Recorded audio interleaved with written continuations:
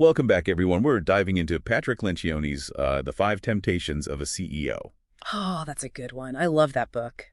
Have you read it? Yeah, I have. It's really insightful, especially, for anyone in a leadership position. Okay, cool. So imagine, right, you're the CEO, tons of pressure, company success is on your shoulders, the board's breathing down your neck. Even just getting home at night is a battle. Yeah. It's enough to make anyone crack, right? Yeah, definitely. I think Lencioni does a great job of capturing that feeling, that the weight of the world on your shoulders. Mm. It's relatable, I think, even for those of us who aren't CEOs. Exactly. And so he talks about these five common temptations, Mm. right, that can derail even those talented CEOs. And they're not like, scandalous affairs or embezzlement schemes or anything like that. It's more like these subtle human tendencies, that we all kind of struggle with. Right. It's those everyday pitfalls that can really trip you up if you're not careful. Yeah, exactly. And so the first temptation is choosing status over results. Interesting. Right. So he introduces us to the CEO named Andrew. And Andrew's got this big board meeting coming up, but the company's results haven't been, spectacular, let's just say. Yeah.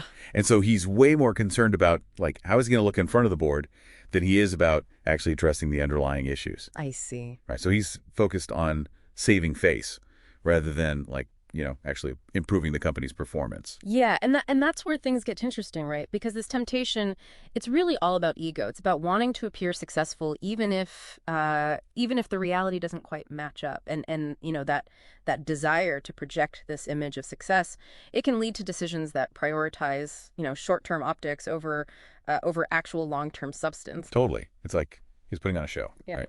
And it's not just about appearances either. It's about avoiding those tough conversations and those difficult decisions that might make him look bad, right? Yeah. Like, for example, he ends up firing his head of marketing, Terry, without ever really giving him, like, clear expectations or feedback. Oh, wow. Yeah, it's pretty brutal. And he so focused on appearing decisive that he skips over all the, crucial steps of, like, actually providing guidance and support. Yeah, that's a classic case of, prioritizing short-term optics over long-term success, right? And by avoiding those tough conversations, it creates this culture of fear and uncertainty. Yeah. And people are left, guessing about what's actually expected of them. Walking on eggshells. Totally, walking on eggshells. And ultimately, that's going to impact, everyone's performance. It makes so much sense, right? It's like leadership isn't about looking good. It's about, doing what's right, even if it means having those difficult conversations. Exactly. So, temptation number 2 that Andrew encounters is choosing popularity over accountability. Oh, that's a tough one. Yeah. This one's a real trap. And I think it's a trap for, a lot of leaders, not just CEOs. Yeah, for sure. Right. Because it's that desire to be liked, right? To be seen as the friend, the nice guy. Mm. But at the same time, you have to hold people accountable for their performance. It's finding that balance, right? Yeah, it's like, where's that line? And Lencioni uses this example with Andrew and Terry again, right? Because Andrew even admitted to Charlie that he liked Terry, as a person, even though Terry wasn't performing very well. Mm. And because he didn't want to risk their, friendship or whatever, he avoided giving him that direct feedback. Right. Which, as we saw, had some pretty significant consequences. For sure. I mean, not only did Terry feel blindsided when he was let go, but, the company also suffered because the performance issues weren't addressed head on. Yeah, totally. And so he contrasts that with Charlie's father. Yeah. So Charlie's dad was also a CEO, but he was known for being, tough but fair. I like that. Right. He was crystal clear about his expectations. Yeah. And about the consequences of not meeting them. And what I thought was so interesting was Charlie's father rarely had to actually fire people. Really? Why is that? Because his expectations were so well defined that people either, like, rose to the occasion or they self-selected out. Oh, interesting. So it's like a natural filtering process almost. Yeah, totally. And it really highlights, the long-term benefits of accountability. Because when people know what's expected of them and what the stakes are, it fosters this culture of high performance, right? Yeah. I think accountability often gets, a bad rap. People associate it with, like, harsh criticism and micromanaging. Yeah, for sure. But it sounds like what we're really talking about is, setting those clear expectations, providing regular feedback, recognizing successes and failures, you know, and ultimately helping people grow and develop. Yeah. Yeah, you hit the nail on the head. It's about creating an environment where people feel empowered to take ownership of their work. Yeah. Okay, so that brings us to temptation number 3. And this one is choosing certainty over clarity. Oh, that's a good one. Right. This one really resonated with me. It's about that desire to have all the answers, to be absolutely sure before you make any decisions. Yeah. I think so many leaders, including myself, fall into that trap. It's natural, right? Especially when the stakes are high. You want to feel confident. Yeah. But the thing is, that desire for certainty can actually lead to paralysis, Yeah, because in the real world, you rarely have all the information you need, right? Right. So you end up kind of waiting and waiting for that perfect moment to make a decision. And you might miss opportunities. Totally. Or let problems just like fester and grow, right? Yeah. Yeah, it's about recognizing that, clarity is often more important than accuracy. Okay. Like, it's more important to make a decision and communicate it clearly, even if it's not perfect. Yeah. Than it is to wait for, perfect information. Because in the meantime, your team's just kind of stuck, right? Totally. They're in limbo. They don't know, what the direction is. Mm-hmm. And that lack of clarity can breed, confusion and blame shifting, just like we saw with Andrew and Terry, right? Yeah. Remember, Terry never really understood what Andrew wanted from him, and that's a recipe for disaster. And it all stems from Andrew's inability to, articulate those goals and expectations. Yeah. Okay, so we've got these first 3 temptations: the need for status, the desire to be liked, and this craving for certainty. Mm-hmm. And Lencioni ties them all together really nicely through Andrew's experience.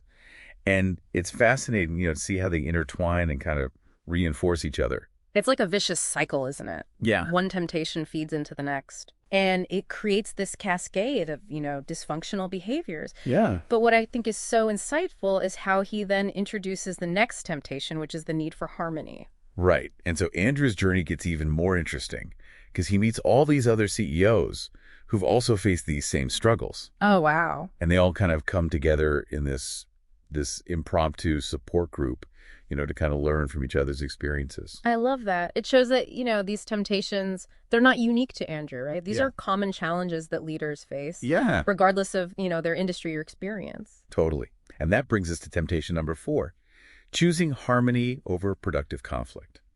Now, that one sounds a little counterintuitive. Right, because you think, isn't a harmonious workplace a good thing? Yeah, exactly. But Lencioni makes this really interesting argument that that this desire for constant harmony can actually stifle growth and innovation because it prevents, those crucial debates and disagreements that lead to the best ideas. So it's not about creating this hostile environment. No, not at all. Right, but it's about fostering a culture where people feel safe to challenge each other's ideas, to disagree, to push each other to think differently. Exactly. Like, think of it as constructive conflict, where, diverse perspectives are welcomed and debated. Yeah. And it leads to ultimately more robust and well-considered decisions. That makes sense. And so the CEOs that Andrew meets in this kind of support group, they each share their own struggles with this temptation. Like, there's this one guy, the tall man, who admits that he avoids conflict at all costs because he doesn't want to hurt anyone's feelings. Oh, he's a peacemaker. Yeah, totally.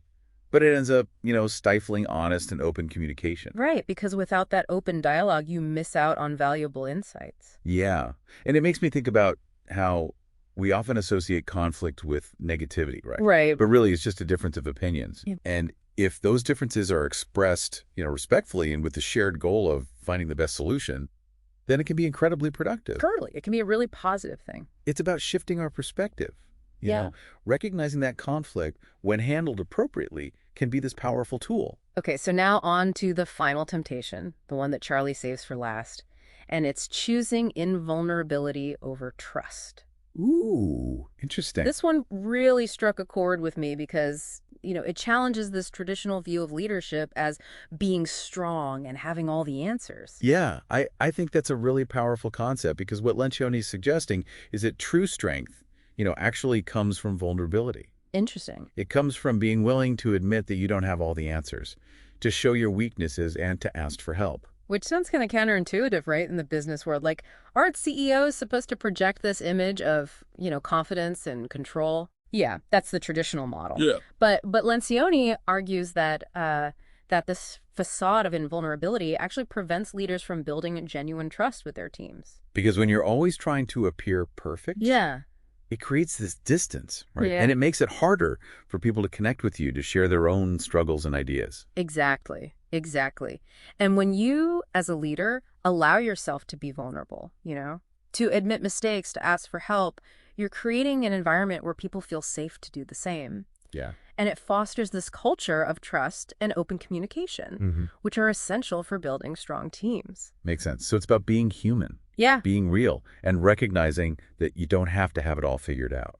Right. And in turn, that allows your team to show up authentically, contribute their best ideas, and support you in a more meaningful way. I like that. It takes courage, though, to be vulnerable. It does, especially in a leadership position. Yeah, for sure. But the payoff is, it's immense. You build deeper relationships, stronger teams, and a more resilient organization. Totally, totally. So as we've been unpacking these 5 temptations, it's striking me that they're not just limited to CEOs. Oh, absolutely not. These temptations are universal. Yeah, they apply to leaders at all levels, right? Exactly. Whether you're managing a team, leading a project, or even just trying to, navigate your own career, we all face those same pressures to perform, to be liked, to be right. Right. And it's so easy to get caught up in those things, sometimes at the expense of, building those strong relationships, achieving results, and making a real impact. And that's where, Lencioni's framework comes in. It gives us this common language to understand and address these, very human challenges. It's like a roadmap. Exactly. A roadmap for navigating those tricky situations. And a good reminder that, leadership is a continuous journey. Absolutely. Learning and growing and evolving. Yeah, we're never done learning, are we? No, definitely not. So as we wrap up this first part of our deep dive, Okay. I want to encourage you to think about which of these temptations resonates most with you. Which one might be tripping you up in your own work or leadership? And more importantly, what one small step can you take today to start overcoming that temptation? Love it. It doesn't have to be a massive overhaul. Right. Just a small shift in perspective or behavior. Exactly. Remember, great leadership isn't about being perfect. It's about being intentional. Recognizing our weaknesses, seeking support from others, and, striving to be a little bit better each day. And it's about remembering that, leadership is a shared journey. Yeah. We're all in this together, learning from each other, supporting each other along the way. Thanks for joining us on this first part of our deep dive into the 5 temptations of a CEO. We hope you found it insightful and thought-provoking, and we'll be back soon for part 2. Sounds good. Looking forward to it. All right, so picking up where we left off, we were talking about how choosing invulnerability over trust can really hinder a leader's ability to connect with their team, to build those, authentic relationships. Absolutely. When you project this image of perfection, it creates a barrier, right? And it makes it difficult for people to really trust you, to feel comfortable sharing their own, struggles or ideas. And it's interesting because, we often associate vulnerability with weakness. Yeah. Especially in a leadership context. Right. It's like, the leader's supposed to be the strong one, the one with all the answers. Yeah. But Lencioni flips that on its head, right? He argues that true strength comes from being able to admit when you don't know something, from being willing to ask for help, from showing your human side. And I think that's so important because, it allows others to do the same. Exactly. It creates a culture of psychological safety where people feel comfortable being themselves, taking risks, making mistakes, and learning from them. And that ultimately leads to, better outcomes for everyone. For sure. Because when people feel trusted and supported, they're more likely to go the extra mile, to be creative, to really bring their best selves to work. Totally. So, it's not just about the leader being vulnerable. Right. It's about creating a culture of vulnerability. Yeah. Where everyone feels safe to be open and honest with each other. And that's really the foundation of a high-performing team, right? Absolutely. Okay, so we've talked about all 5 temptations now. Yeah. And I think it's really interesting to see how they all kind of connect and relate to each other. Yeah, they're all intertwined, aren't they? Yeah. Like, for example, the desire for status can lead to a fear of accountability. Right. Because, you don't want to look bad in front of others. And that can make it harder to give tough feedback or, to admit when you've made a mistake. And then, that fear of accountability can lead to a need for certainty Yeah, because you want to make sure that you're always right so you don't have to, face those consequences. totally. Yeah. And then the need for certainty can actually stifle creativity and innovation. Right, because you're so focused on sticking to the plan Mm-hmm. that you're not open to new ideas or, different perspectives. And then, the desire for harmony can make it difficult to have those productive conflicts that are actually essential for growth. Right. So it's like this web of interconnected challenges. Yeah. And I think the key takeaway here is that, these temptations are something that we all struggle with. Yeah, every leader at every level. Exactly. So it's important to be aware of them Yeah. and to have strategies in place to kind of mitigate them. So what are some of those strategies? Like, how do we actually, overcome these temptations? Well, I think the first step is just recognizing that they exist. Right. Right. And then being honest with yourself about which ones you might be particularly susceptible to. Mhm. And then, once you've identified those temptations, you can start to develop strategies to address them. Like, for example, if you struggle with the need for status, Right. you can focus on celebrating team wins instead of just your own individual accomplishments. Yeah, that's a good one. And if you tend to choose popularity over accountability, Mm-hmm. you can work on giving feedback in a way that's constructive and supportive, Right. but also firm and clear. Yeah. Yeah, absolutely. And if you're someone who craves certainty, you can practice making decisions with imperfect information Mhm. and being comfortable with a little bit of ambiguity. Right. And if you avoid conflict at all costs, you can create a safe space for your team to disagree and debate, Yeah. respectfully, of course. Of course. And if you struggle with vulnerability, you can start by being more open about your own mistakes and challenges Mhm. and asking for help when you need it. Yeah. And I think it's important to remember that, overcoming these temptations is an ongoing process. It's a journey, not a destination. Exactly. And it takes time and effort and, a willingness to be self-reflective. And to be open to feedback from others. Yeah, totally. So before we wrap up this part of our deep dive, I just want to say that, I think Lencioni's book is such a valuable resource for leaders at all levels. It's definitely a must read. Yeah. And I highly encourage you to check it out if you haven't already. It's funny, we've been talking about these temptations, like they only apply to CEOs. Yeah. But I think they're pretty relevant for anyone in a leadership position, right? Oh, absolutely. I mean, whether you're managing a small team Yeah. or leading a huge organization, these temptations are universal.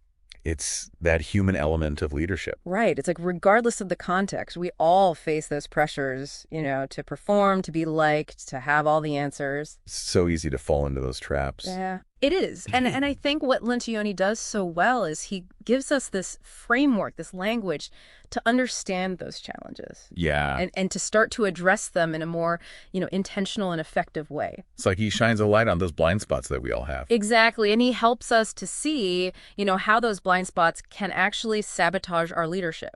And ultimately, prevent us from achieving what we're truly capable of. Right, because when we're able to recognize and overcome those temptations, we can create a more authentic and more impactful leadership style. And build strong relationships with our teams. Absolutely. And create a more positive and productive work environment. So as we wrap up our deep dive into the 5 temptations of a CEO, Yeah. I want to leave you with this thought. What's one small step that you can take today to start addressing one of these temptations in your own life? It could be something as simple as, being more open to feedback or Yeah. being more willing to admit when you've made a mistake. Or maybe it's, having a difficult conversation that you've been putting off. Right. Because remember, leadership is a journey. It's not a destination. And we're all in this together. Absolutely. Thanks so much for joining us on this deep dive. We hope you found it valuable, and we'll catch you next time. Thanks for having me.